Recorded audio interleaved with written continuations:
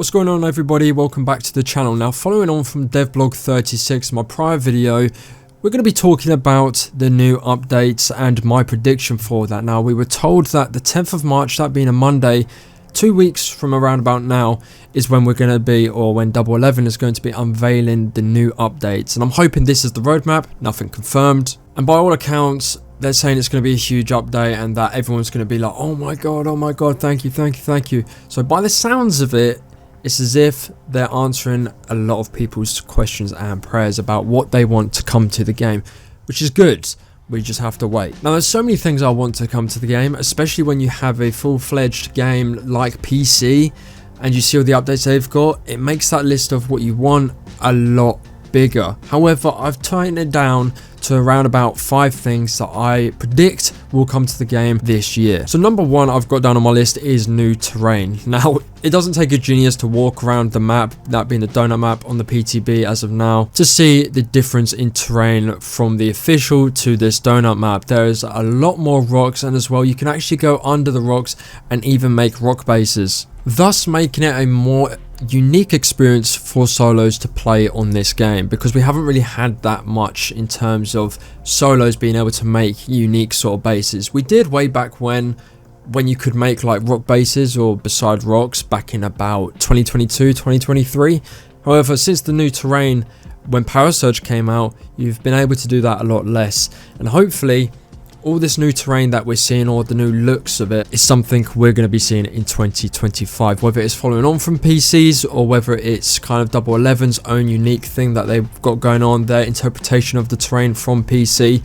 It's really good to see that there's a difference in this donut map that we currently have. And really, with the things people have been theorizing and how things look on the map, whether or not the developer says it's not that deep or not to look into it too much, you kind of have to from a content creator or a fan of the game's point of view, because again, this is a testing map, not only for performance but maybe for the future of what content can come to this game based off the performance results from these tests that they've been doing on the PTB. Number 2, no surprise, I've got down cars and motorbikes, and this is primarily down to, again, how the donut map looks. If we're going to have maps around this size, you're going to need to make your way around the map. Now, right now we just have horses, and obviously we have boats, and cars.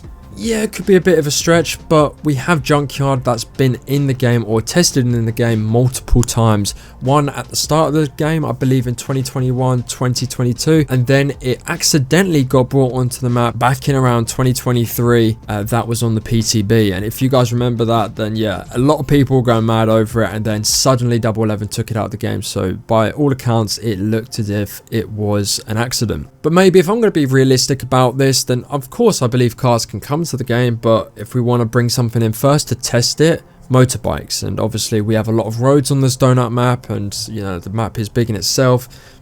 Other than horses, what do we have that is on-land vehicle system? We don't.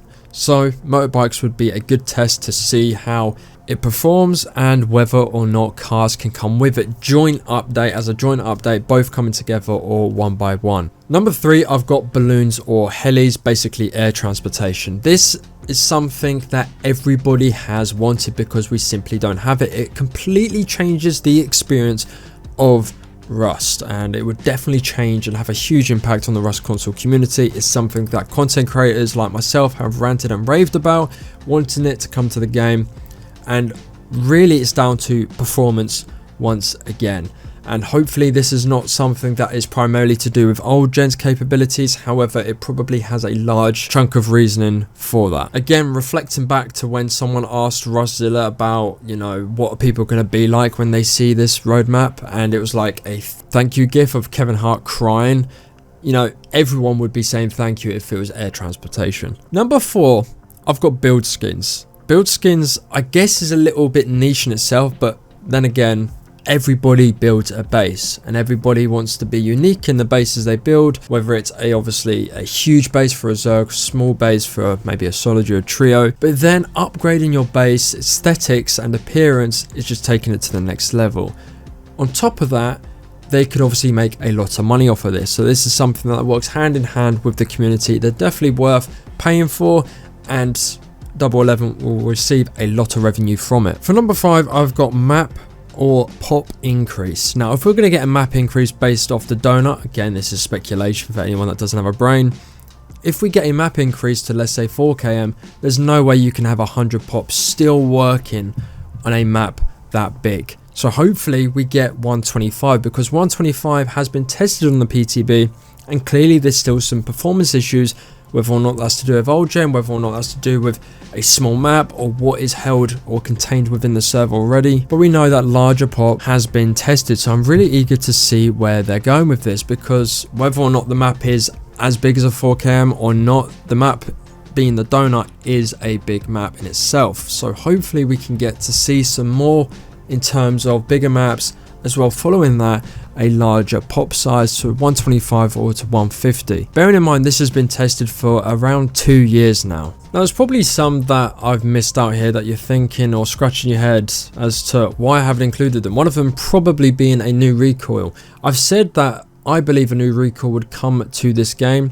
However, on second thoughts, there's quite a few things that this game really needs before a new recoil. And if we're going to get a new recoil, it'd be, in my opinion, I would like it to think it'd be down to that we don't really get an anti-cheat, or the anti-cheat isn't working, or it hasn't been tested to its full extent. I wouldn't mind seeing a new recoil if it means that, you know, there's less cheating in the game, because obviously it levels out the playing field. Yes, you're going to get cheaters either way. However, the state it's in now, and the state's always sort of been in, cheaters are getting bigger and bigger day by day, month by month. Trains is another one. I know I briefly saw a Jade Monkey talking on the topic of underground trains. I don't think personally they would be underground just yet. I know we have mill tunnels that is obviously underground, and they're testing things with the little crevices underneath the rocks.